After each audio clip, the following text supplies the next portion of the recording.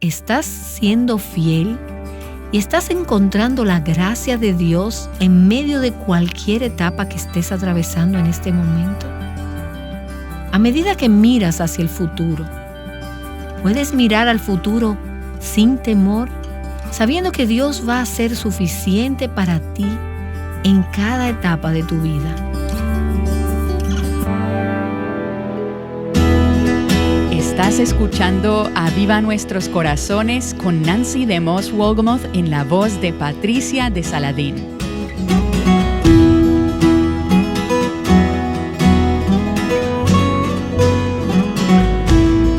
Nos encontramos en la tercera semana de la serie La Dedicación del Rey. En esta serie, Nancy nos ha estado ayudando a descubrir las riquezas de la historia de la Navidad y nos ha hablado de lo que podemos aprender de algunos personajes que solemos pasar por alto en nuestras celebraciones tradicionales de la Navidad. Ya hemos escuchado sobre el Espíritu Santo, sobre Simeón, y hoy, al ver un personaje más, Nancy nos invita a preguntarnos: ¿le estoy sirviendo fielmente a Dios en el rol que me ha dado para esta etapa de mi vida? Siempre he disfrutado estudiar la vida de las mujeres de la Biblia, también la de los hombres. Pero he visto que Dios me ha dado mucha perspectiva para mi propia vida como mujer al estudiar estas mujeres. Hemos hecho muchas series en Aviva Nuestros Corazones en el pasado, y esta vez llegamos a la parte del relato de la Navidad del Evangelio de Lucas que nos relata la vida de otra mujer piadosa de Dios. Y he sido tan bendecida. Solo 3 versículos en la Escritura, y no nos dicen mucho sobre ella, pero esos versículos están repletos de conceptos frescos que han desafiado mi propia vida como mujer. Este es el tipo de mujer que yo quisiera ser. Permítanme nada más volver a la escena para hablar un poco sobre el contexto. Jesús acababa de nacer en Belén y en obediencia a la ley de Moisés, María fue al templo para el ritual de la purificación a los 40 días de nacido. Tomó al niño junto con José, su padre adoptivo, y fueron al templo para dedicarlo al Señor. Cuando llegaron al templo, Dios en su soberanía y por su espíritu trajo a 2 personas al mismo tiempo y al mismo lugar que estaban ya esperando la llegada del Mesías. Sus anhelos, deseos y esperanzas se cumplieron al ver al niño Jesús. Y durante las últimas sesiones hemos visto sobre la vida de Simeón y cómo se deleitó y pudo morir en paz ahora que había visto la salvación de Dios. Él había esperado la consolación de Israel y ahora había visto a Cristo. Cuando conoció a María, José y al niño, Simeón expresó palabras como un himno de alabanza, el himno de Simeón. Y luego profetizó algunas palabras difíciles, palabras que nos muestran que la vida de Jesús incluiría el sufrimiento para la salvación del mundo y que también sus seguidores experimentarían lo mismo. En esta escena, otra creyente se encuentra con ellos. Esta es una mujer. Veamos una vez más en Lucas capítulo 2 los versículos del 36 al 38. Y había una profetisa, Ana, hija de Fanuel, de la tribu de Aser. Ella era de edad muy avanzada y había vivido con su marido 7 años después de su matrimonio y después de viuda hasta los 84 años. Otras traducciones dicen y como viuda por 84 años.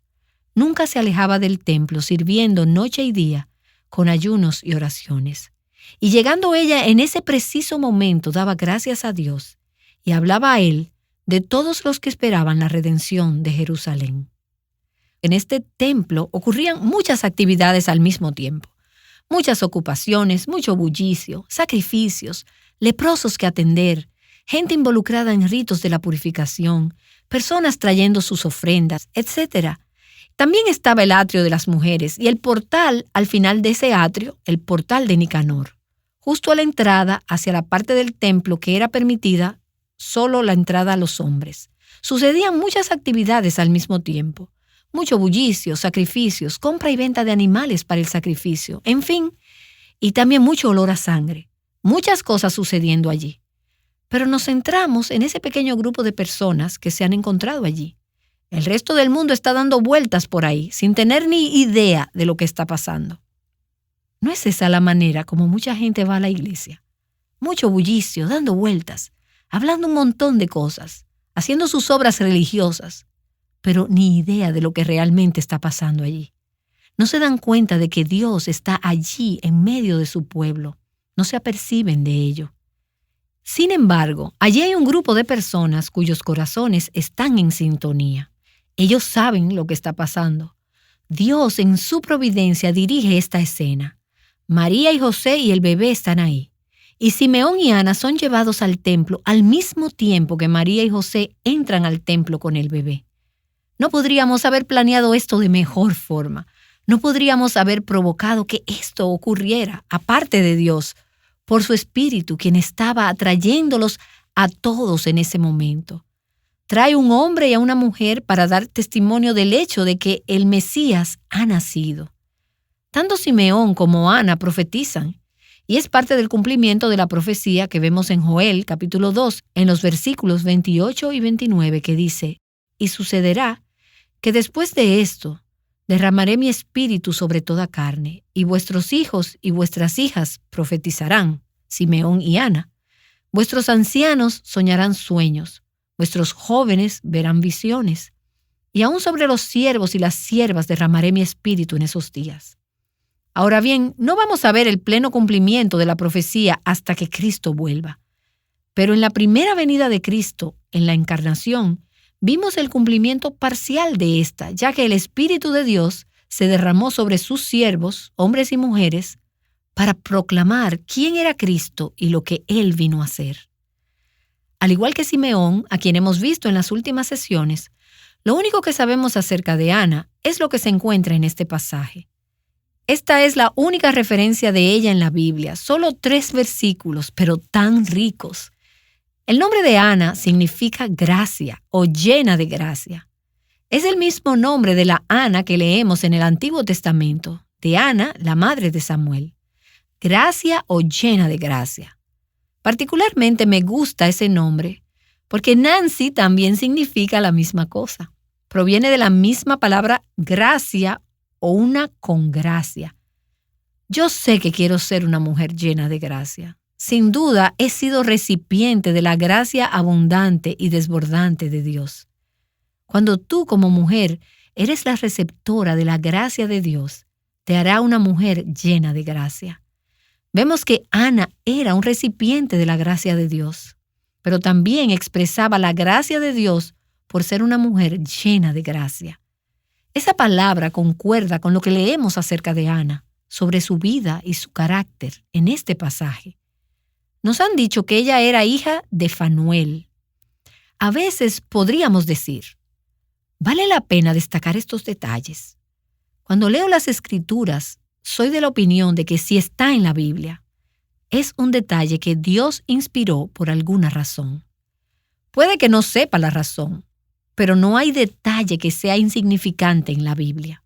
Cada jota y cada tilde, cada palabra de la Escritura es inspirada por Dios y útil para enseñar, para reprender, para corregir, para instruir en justicia, para que seamos completos. Así que me gusta adentrarme en estos detalles para ver lo que nos pueden decir a nosotros. El hecho de que ella era la hija de Fanuel. El nombre de Fanuel significa rostro de Dios. De hecho, podrás recordar en el Antiguo Testamento aquel incidente en Génesis 32 donde Jacob luchó con el ángel del Señor, quien de hecho era una representación de Dios mismo. Dios bendijo a Jacob y luego Jacob le puso a aquel lugar el nombre de Peniel o Fenuel, una palabra relacionada aquí, diciendo, porque dijo, he visto a Dios cara a cara, y ha sido preservada mi vida. Hay algo asombroso y atemorizante sobre ver el rostro de Dios. No importa cuán limitada sea esa visión, y el darnos cuenta de que es en su misericordia que nos libra de una experiencia como esa. Rostro de Dios. Ese es el nombre del padre de Ana, la hija de Fanuel. Ana vio el rostro de Dios en Jesucristo. El significado del nombre de su padre se cumplió en su vida y ella experimentó y expresó su gracia. Ana, gracia o la que tiene gracia. Ella era también de la tribu de Aser. Esta no es una tribu de la que se habla mucho. Era una de las 12 tribus de Israel, Perteneció a una de las 10 tribus del norte de Israel. Recordemos que las 10 tribus del norte habían sido llevadas en cautiverio cientos de años antes. Esas tribus se habían dispersado y la mayoría de esas personas habían sido asimiladas por otras culturas. Nunca regresaron a la tierra prometida como lo hicieron las tribus del sur. Las tribus del sur fueron al exilio durante 7 años y Dios los trajo de vuelta a la tierra. Las tribus del norte nunca regresaron. Sin embargo, unas pocas personas regresaron. Un remanente del norte es preservado por Dios. Cuando la porción sur, Judá, regresó del exilio, al parecer había algunos de las tribus del norte que también regresaron. ¿Y no te alegras de que Ana, de la tribu de Aser, se le haya permitido venir? A su ascendencia se le permitió regresar para que ella jugase un rol, aún pequeño, pero importante. Se nos dice que ella era una profetisa. La Escritura habla en el Antiguo Testamento acerca de un número de profetisas. Miriam, la hermana de Moisés y Aarón, Débora y Hulda. El Nuevo Testamento se refiere a Ana como profetisa. Habla de las 4 hijas de Felipe que profetizaban en el libro de los Hechos. Y los teólogos difieren mucho acerca de lo que se entiende por un profeta o profetisa del Antiguo o del Nuevo Testamento. Y difieren en cuanto a cuáles son esas funciones en el cuerpo de Cristo hoy. Y no voy a ahondar en todo esto. Me limitaré a decir unas cuantas cosas que podemos conocer. El diccionario expositivo Vine, que es una de las herramientas que uso mucho en mi estudio, dice que es la proclamación, no tanto la predicción, sino la proclamación de la voluntad de Dios, ya sea en referencia al pasado, el presente o el futuro. John MacArthur, en su Biblia de estudio, hace una observación similar. Él dice, aquí se refiere a una mujer que habla la palabra de Dios. Ella era una maestra del Antiguo Testamento, así que al menos sabemos que ella tenía una visión espiritual poco usual y un buen entendimiento de la Escritura.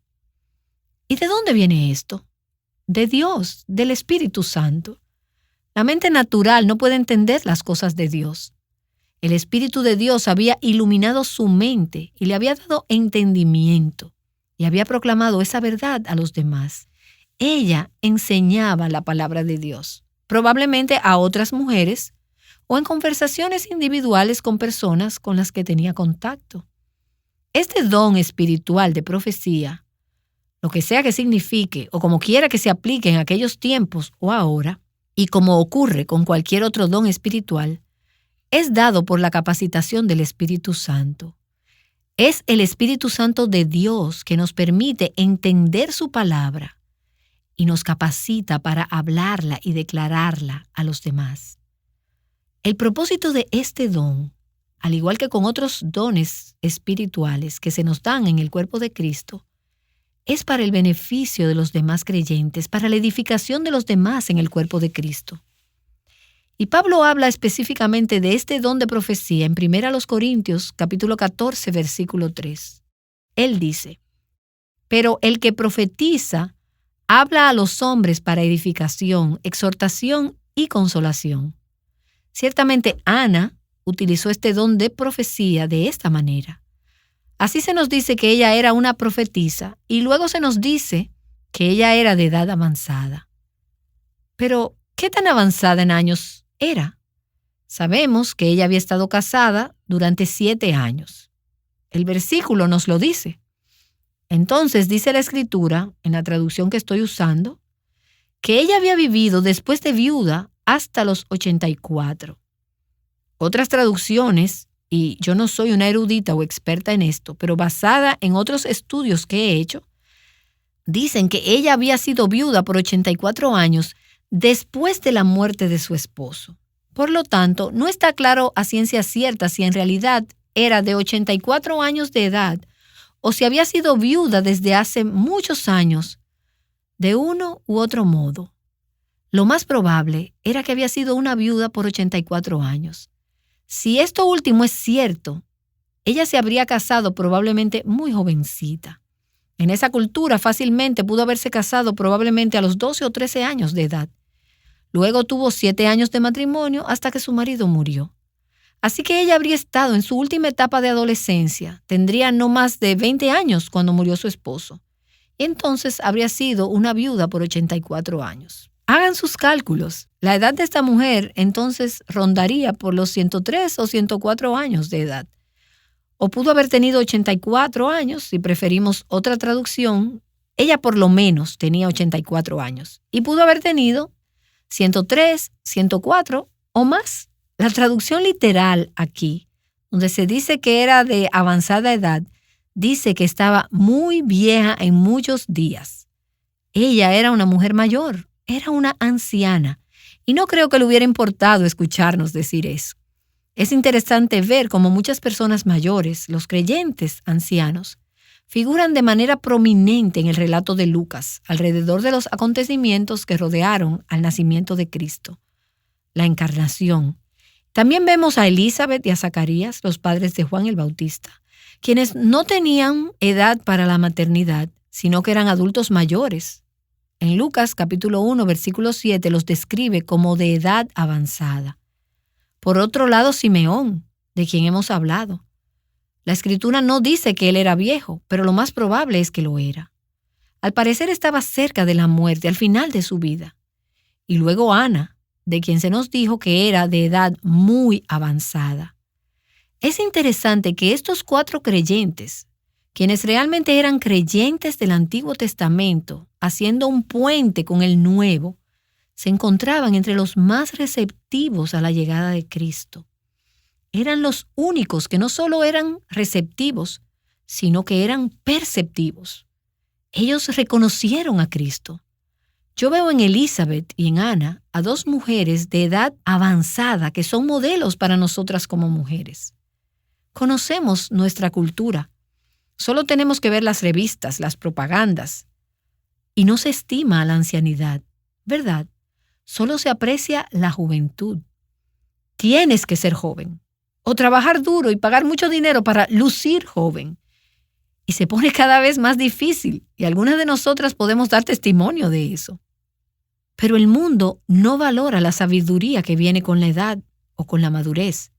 Y Dios le da gran valor a esa sabiduría que se obtiene con los años, especialmente si has estado siguiendo a Cristo y practicando sus principios de vida.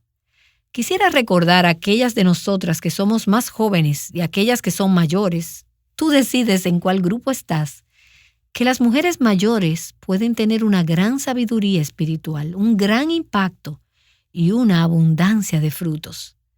Si eres una mujer joven, necesitas escuchar y buscar la sabiduría de las mujeres mayores. Y si eres una mujer mayor, significa que Dios no ha terminado de usarte. Tu vida no ha terminado. Todavía hay mucha utilidad de tu parte y eso lo vemos de forma increíble en la vida de Ana. También vemos que no solo era avanzada en años, sino que era viuda. Ella había perdido a su marido a una edad muy temprana y luego enfrenta su vida sola. Esto fue en una cultura donde habría sido muy difícil para una mujer sobrevivir como una viuda, a menos que ella tuviera un pariente que proveyera para ella. Ella es una mujer que realmente había tenido que confiar en Dios.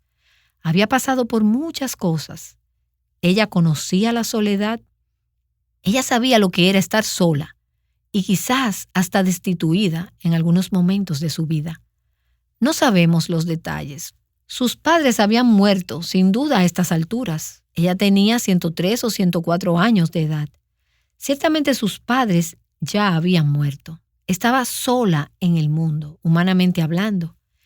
Pero esa soledad la puso en una posición que la empujó a encontrar apoyo en aquel que es el amigo que es más unido que un hermano. Se dirigió hacia el Señor. Al estudiar su vida pensé en el versículo del Salmo 73 que dice: ¿A quién tengo yo en los cielos sino a ti? Y fuera de ti, nada deseo en la tierra. He aquí una mujer que encontró que Dios era su mayor anhelo y que era suficiente para llevarla hasta la ancianidad. Por muchos, muchos años, décadas de viudez. Espero que sea un estímulo para algunas de ustedes que quizás sean viudas y para muchas mujeres en este salón que quizás en un momento u otro tendrán una época de viudez.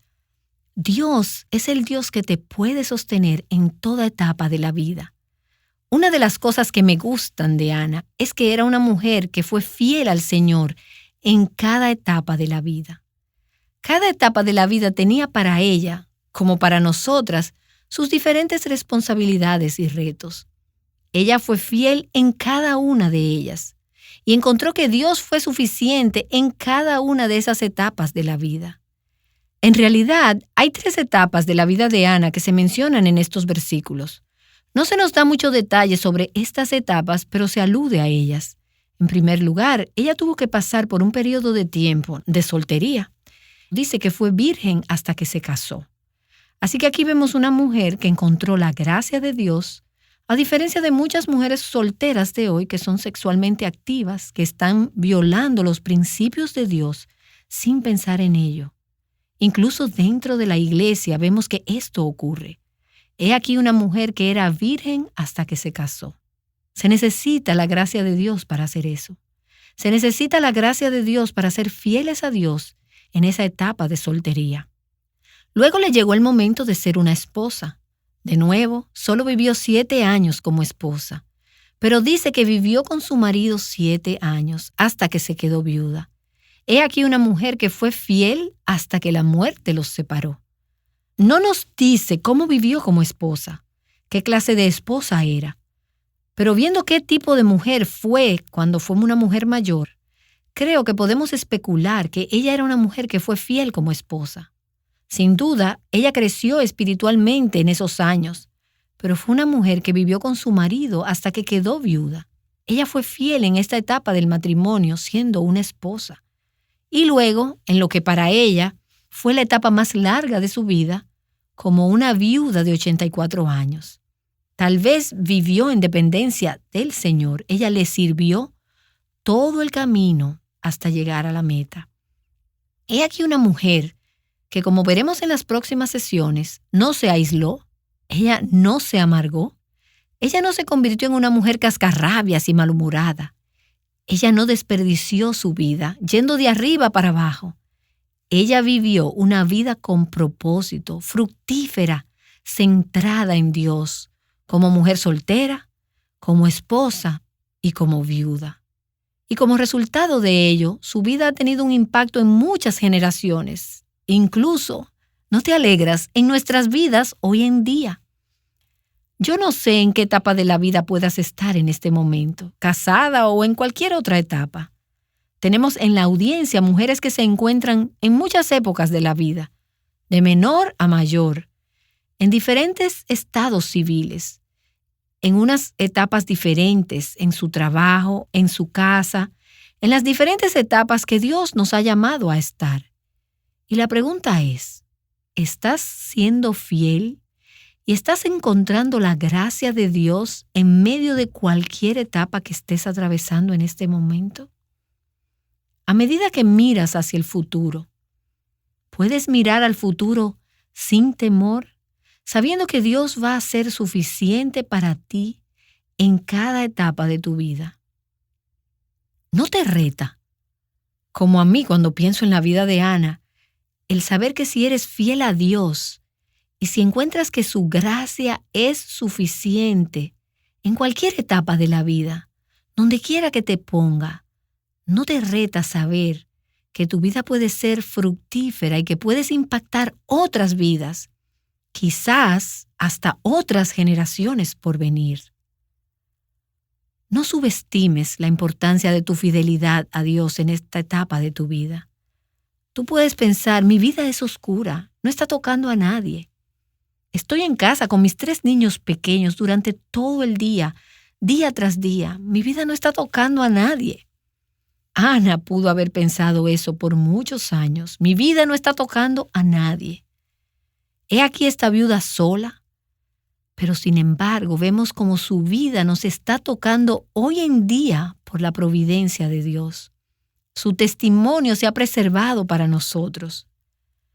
Tu vida continuará y dará fruto, posiblemente para las generaciones venideras, si eres fiel a Dios en cualquiera de las etapas que te ha colocado o en cualquier etapa de la vida que te espera en el futuro. Ahí, en la etapa de vida donde te encuentras, puedes vivir una vida de fidelidad a Dios, por su gracia y para la gloria de su nombre. Nancy DeMoss Wolgemuth nos ha estado recordando esto como parte de la serie La dedicación del Rey. Mañana, ella continuará su enseñanza al mostrarnos las formas en que Ana sirvió al Salvador. No valgo por mi posesión, ni porque fuerte sea yo, sino el precio de su amor en la cruz.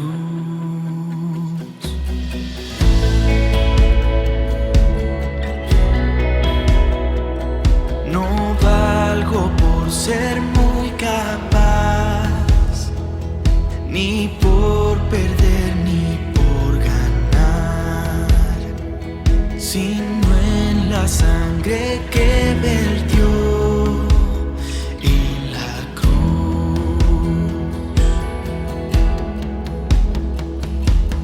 Redentor, tú eres mi gozo, gran tesoro, fuente de mi ser. Confiaré en él, no hay otro, mi alma satisfecha está en él.